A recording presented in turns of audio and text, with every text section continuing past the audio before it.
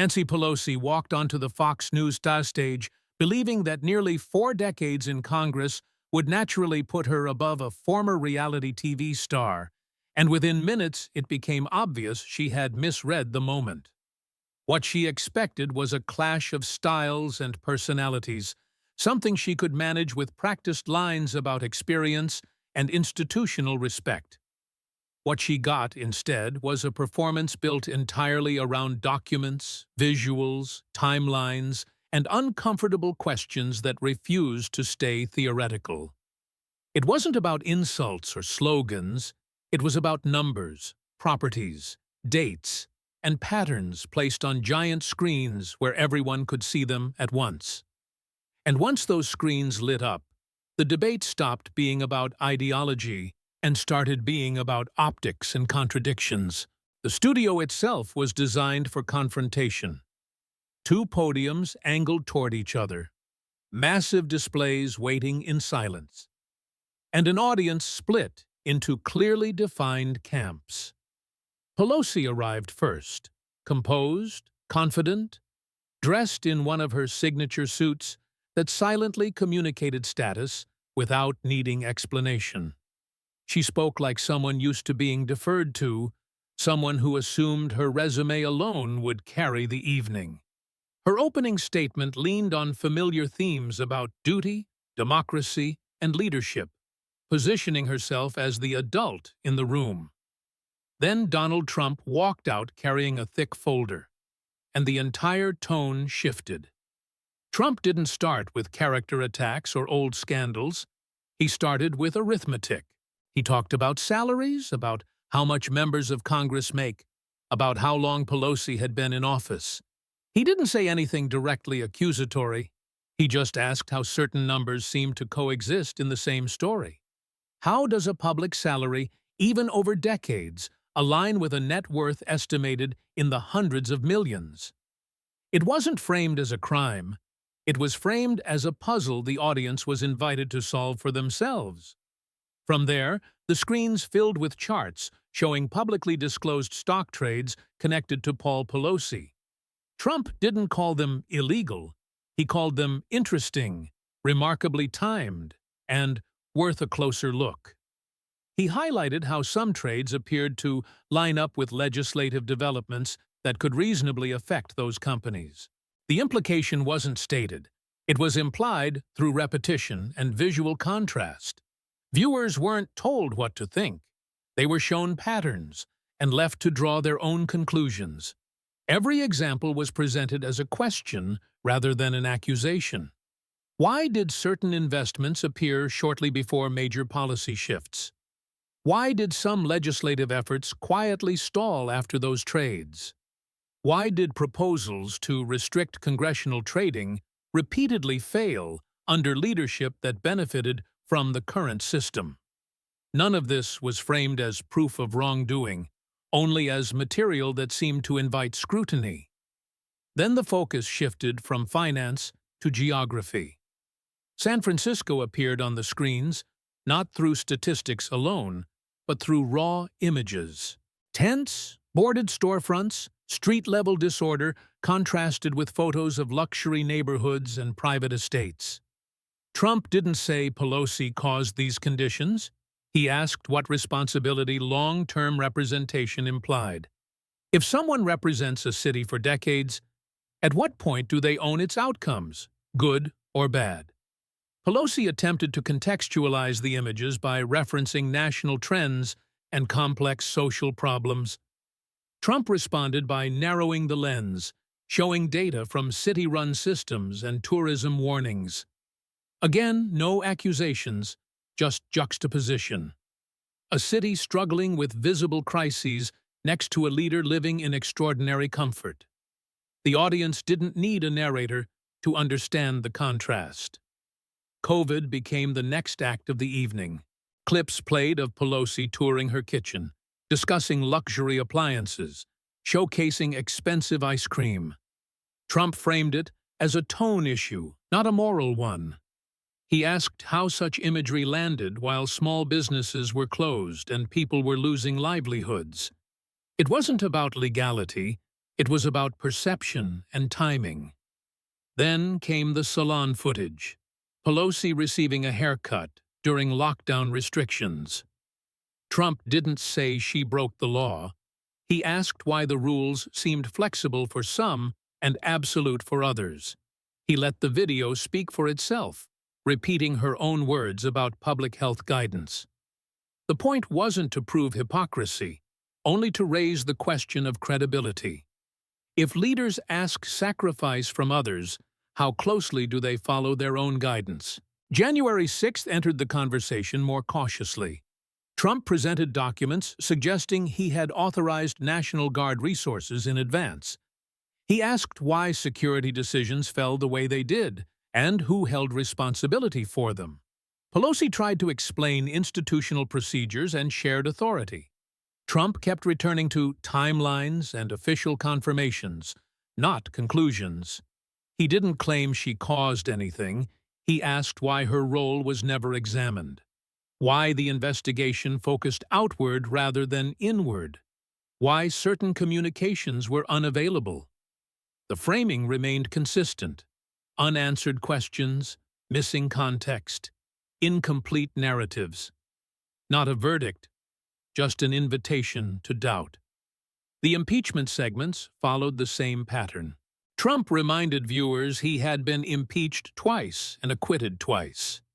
He showed Senate vote counts, not as vindication, but as evidence of partisan division. He replayed the clip of Pelosi tearing his State of the Union speech, presenting it as symbolism rather than misconduct. The argument wasn't that she acted illegally, only that her image of institutional dignity conflicted with her own theatrics. The final segment returned to walls and security. Photos of Pelosi's private residence showed gated entrances, surveillance, armed protection. Trump asked why personal security was necessary for leaders but controversial for borders. He didn't argue policy, he highlighted inconsistency. The question wasn't whether walls work, but who they are acceptable for. Throughout the night, Trump never claimed Pelosi committed crimes. He never said corrupt as a legal conclusion. He let the audience supply those interpretations through implication and contrast. Every segment followed the same structure: present facts, avoid verdicts, repeat the pattern. It felt less like a trial and more like a guided tour through contradictions. What made the performance effective wasn't the aggression, it was the restraint. The absence of direct accusations created space for viewers to project their own judgments. The visuals carried the emotional weight, not the language. It wasn't about proving guilt, it was about eroding certainty. And erosion is far more powerful in politics than confrontation. Within hours, clips circulated across every platform. The stock charts became memes. The refrigerator became a symbol. The San Francisco footage became shorthand for urban decline. Even people who disliked Trump found themselves sharing segments because the questions felt reasonable. Mainstream media tried to respond cautiously. They emphasized legality, disclosure requirements, and the absence of formal charges. But they couldn't erase the images or the timelines. Their defenses sounded technical against visuals that felt intuitive. And in modern media, intuition beats expertise every time. CNN panels talked about context. MSNBC discussed structural inequality. The New York Times wrote about complexity. But none of that removed the central impression: something didn't add up cleanly. And once people feel that way, explanations start sounding like excuses. Pelosi's own responses didn't help. She relied on procedural language and indirect answers. She spoke about her husband's independence, legal compliance, and institutional norms. But she rarely addressed the emotional contradiction the debate had exposed.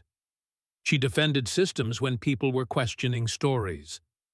Polling shifted dramatically in the weeks after. Not about specific allegations, but about trust. More voters said she seemed out of touch. More voters believed congressional trading should be banned. More voters questioned how long-term politicians accumulate vast wealth. Legislation to restrict stock trading suddenly gained traction. Lawmakers who had previously stayed silent became vocal supporters. No one wanted to be the next example on a giant screen.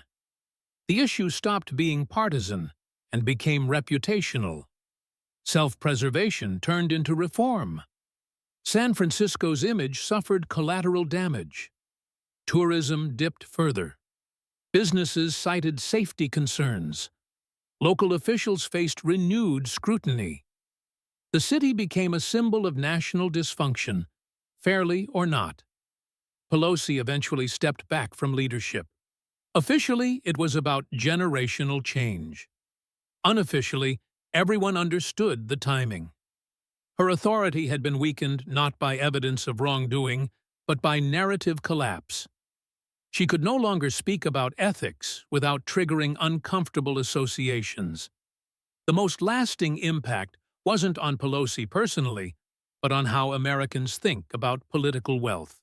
For years, questioning politicians' finances had been dismissed as conspiracy thinking.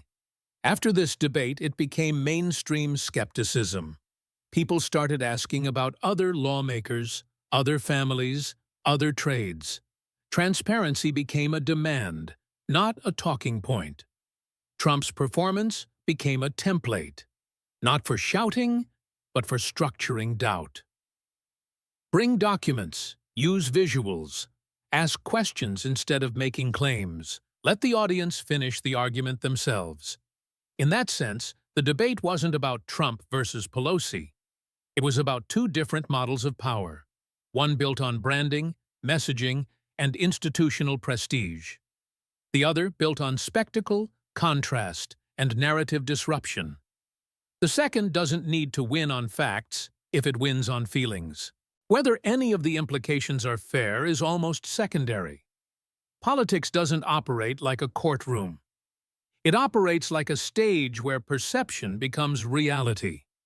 And once perception shifts, legal defenses feel irrelevant.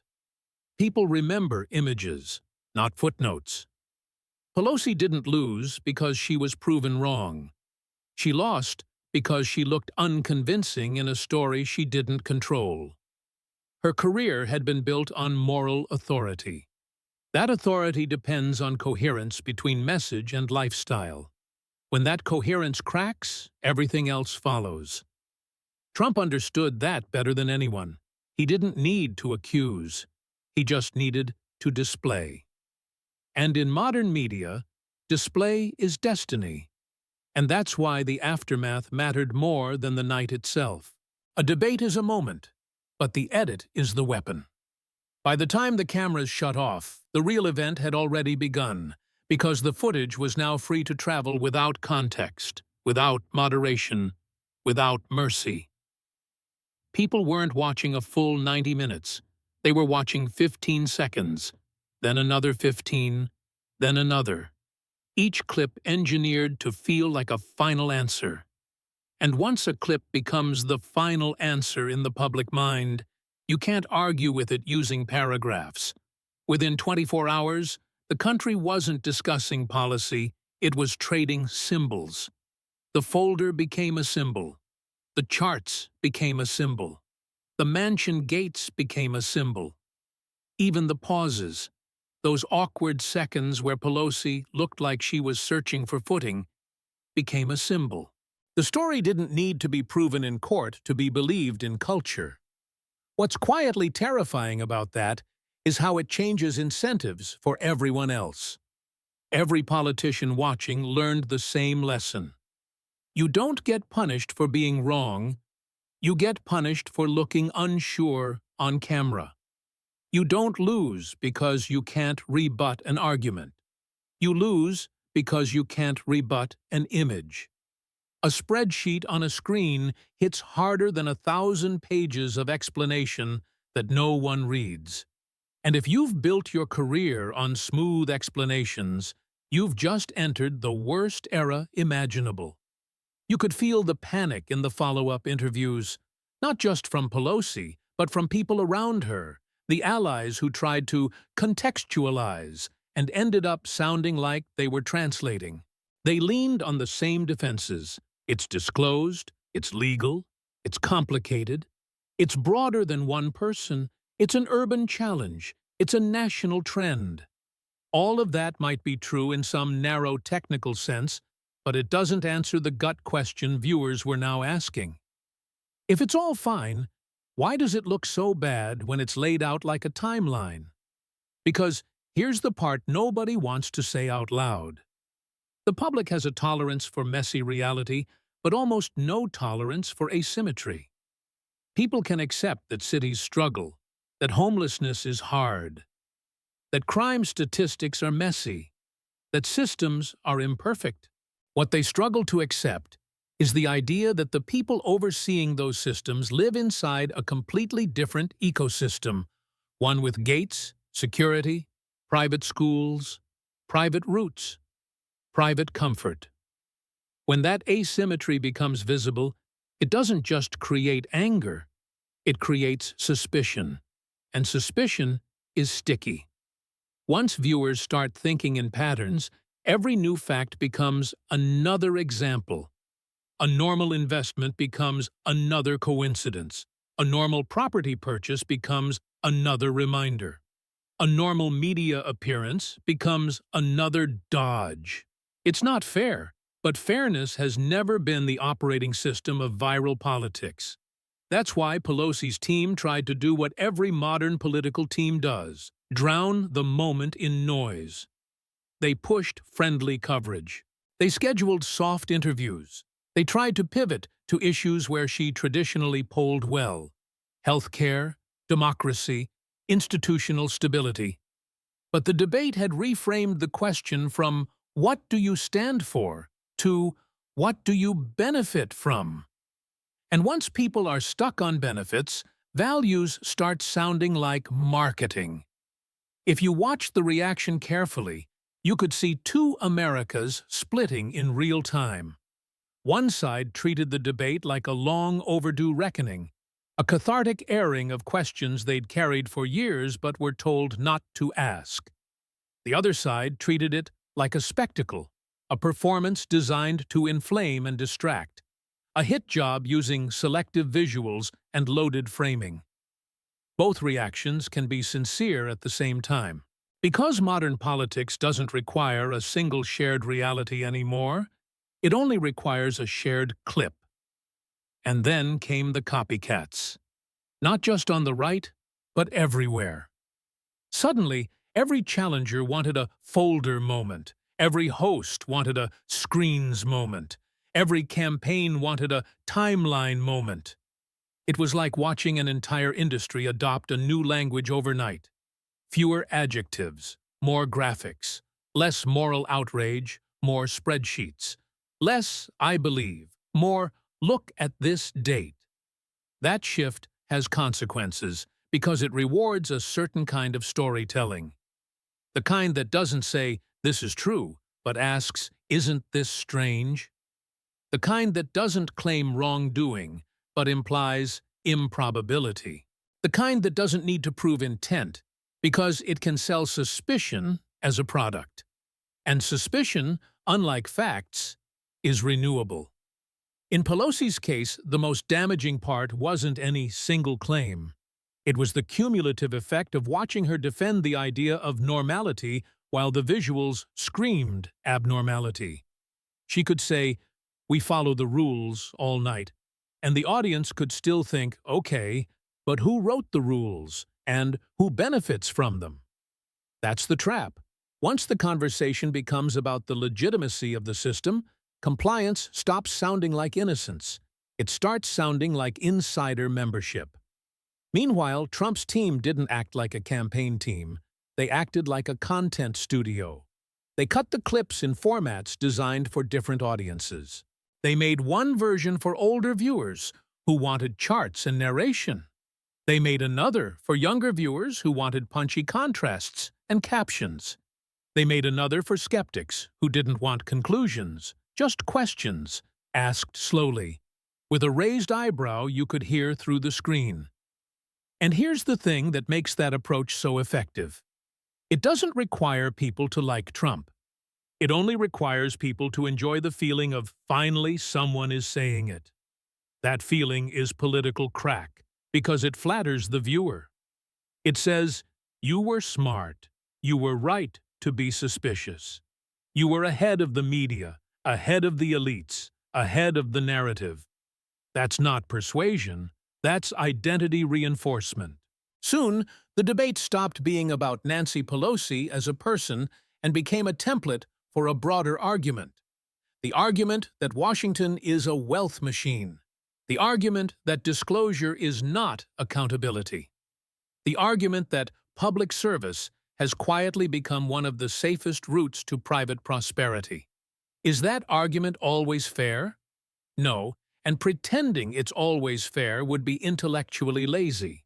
But the reason it spreads is because it touches something people already feel in their bones. They feel squeezed.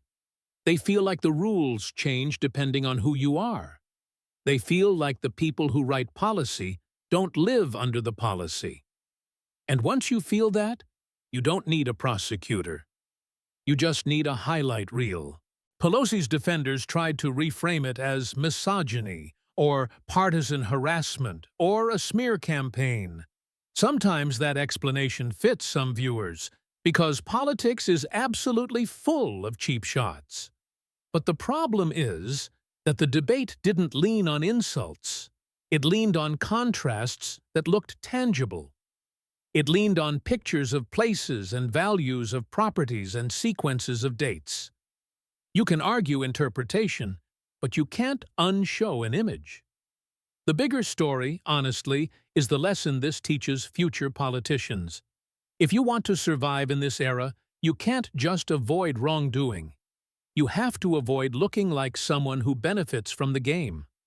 You have to assume every purchase, every investment, every relationship, every luxury detail can be turned into a symbol. And if you're going to defend yourself, you can't do it with institutional language.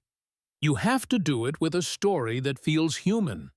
Because the debate exposed a brutal truth about the audience. They don't want an explanation. They want alignment. They want to believe that the person speaking understands what regular life looks like. And if you can't convincingly show that, if you sound like you're speaking from a different planet, then any opponent with a folder and a screen can make you look like the villain in someone else's movie. Not through proof, but through framing. That's where the Pelosi moment lands in the larger arc of American political entertainment.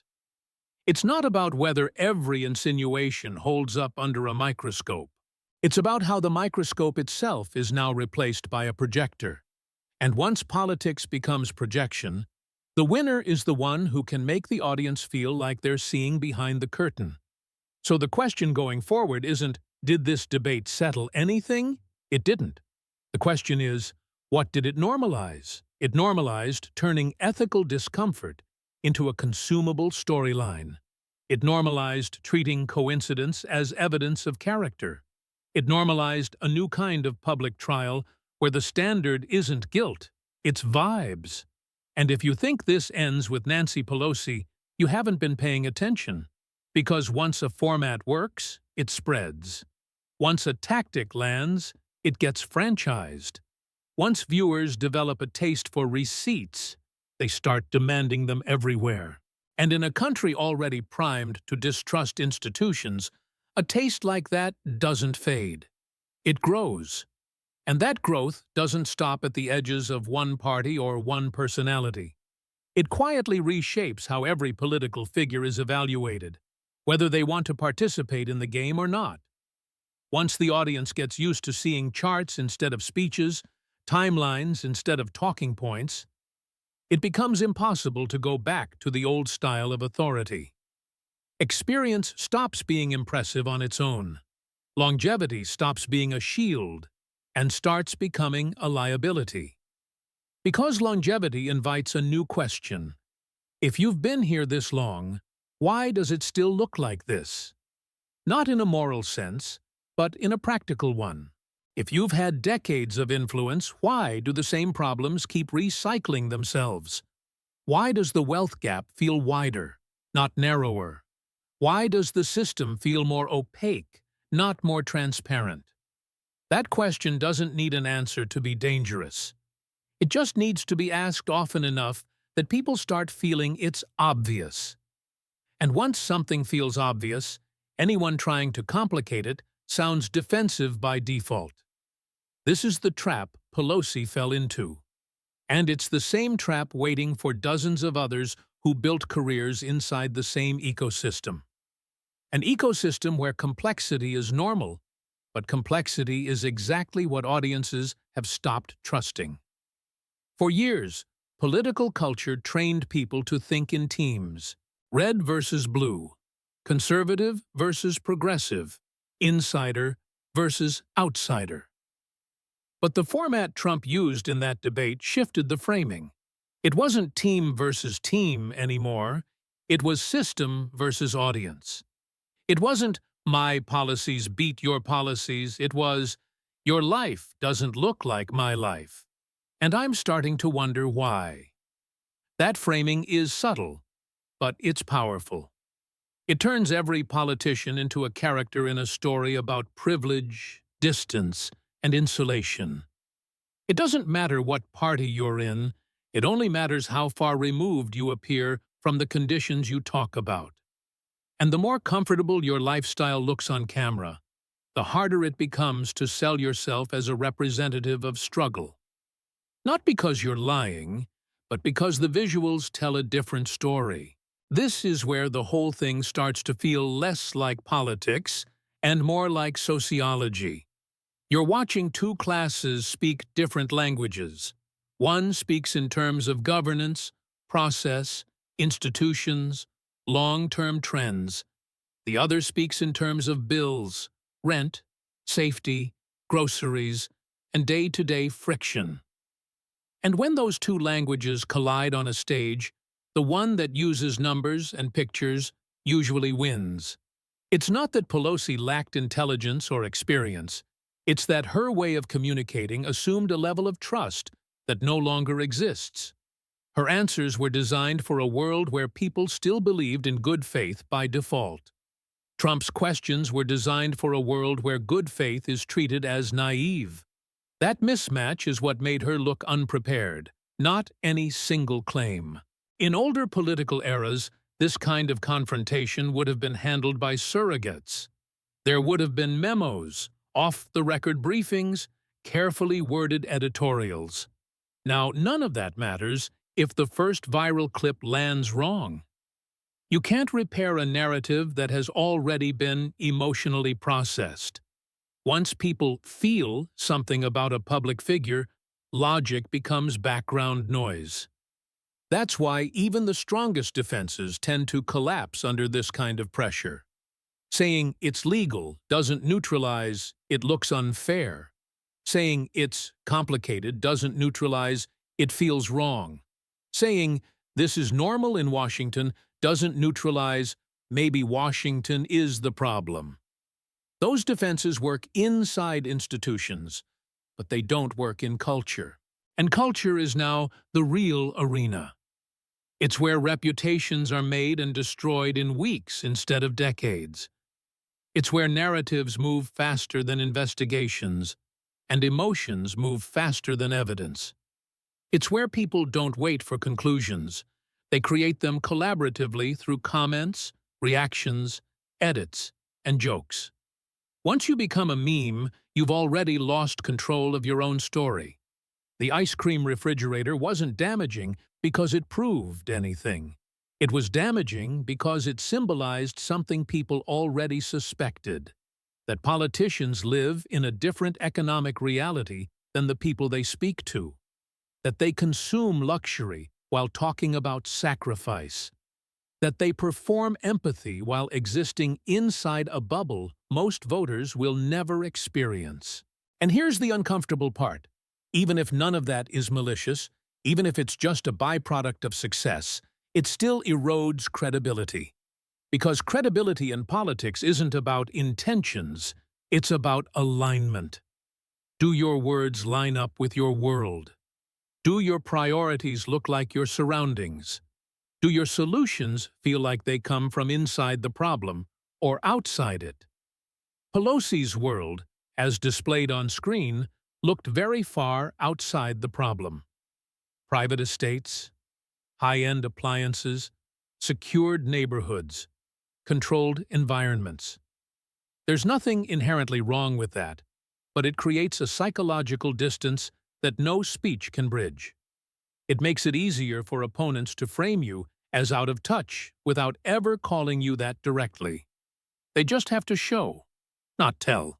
Trump's genius, whether people like him or not, is that he understands framing better than almost anyone in politics.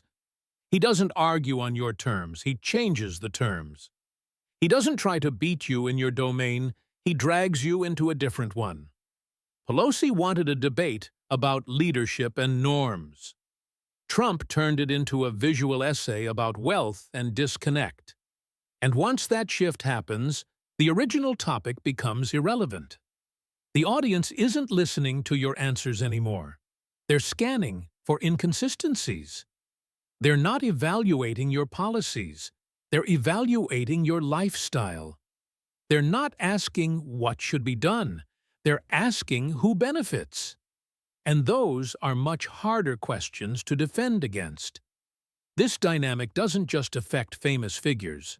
It filters down into local politics, state races, even school boards. Candidates are now expected to live transparently, not just behave ethically. Their finances, their property, their travel, their relationships, all become part of the public narrative. Not because the law requires it, but because culture demands it. And culture doesn't care about nuance. It cares about story coherence. Does the hero look like a hero? Does the reformer look like someone who needs reform? Does the critic of wealth look like someone who escaped the system or someone who mastered it? This is why so many politicians now try to manufacture relatable moments. The coffee shop photo, the casual outfit, the story about struggling with student loans or rising rent. They're trying to preempt the folder and screens moment before it happens. They're trying to signal, "I'm one of you," before someone else signals, "Actually, you're not." But those efforts often backfire because authenticity can't be staged for long. The more you perform relatability, the more people look for cracks. The more you insist you're normal, the more suspicious it sounds. At some point, the audience stops caring whether you're sincere and starts caring whether you're believable. And believability is visual, not verbal. That's the real legacy of the Pelosi debate. Not any single claim or statistic, but the method. The method of turning political criticism into a cinematic experience. The method of replacing argument with contrast. The method of letting viewers feel like investigators instead of spectators. Once people taste that, they want more. They start looking at every politician through the same lens. What's their net worth? Where do they live? Who do they associate with? What industries benefit from their decisions? And this creates a feedback loop that slowly changes the entire political class. Those who can't survive that scrutiny quietly step back. Those who can adapt become more cautious, more guarded, more image-conscious. Public service becomes less about solving problems and more about managing optics. Not because leaders want it that way, but because the audience has decided that's how the game works. In that sense, Trump didn't just attack Pelosi. He demonstrated a new operating system for political conflict. One that doesn't need proof, only plausibility. One that doesn't need verdicts, only vibes. One that doesn't need trust, only doubt. And doubt is contagious. It spreads from one figure to the next, from one institution to another. Once you start doubting how one person accumulated wealth, you start wondering about the rest. Once you start doubting one narrative, you start questioning all of them. That's not cynicism, that's pattern recognition in a low-trust environment. The irony is that this environment was created by the very institutions now struggling to survive it. Decades of spin, messaging, selective transparency, and curated narratives trained people to be skeptical. Now that skepticism has turned inward, the tools once used to control perception are now being used to dismantle it, and no one knows how to turn that machine off. So when people ask whether the Pelosi moment was fair, they're asking the wrong question. Fairness implies a referee, and there is no referee anymore. There is only audience reaction, algorithmic amplification, and cultural memory. What feels true survives. What feels technical disappears. And what feels emotionally coherent becomes the new reality. That's why this style of political storytelling is so dangerous and so effective at the same time. It doesn't require lies. It doesn't require fabrications. It only requires selective framing and patient implication.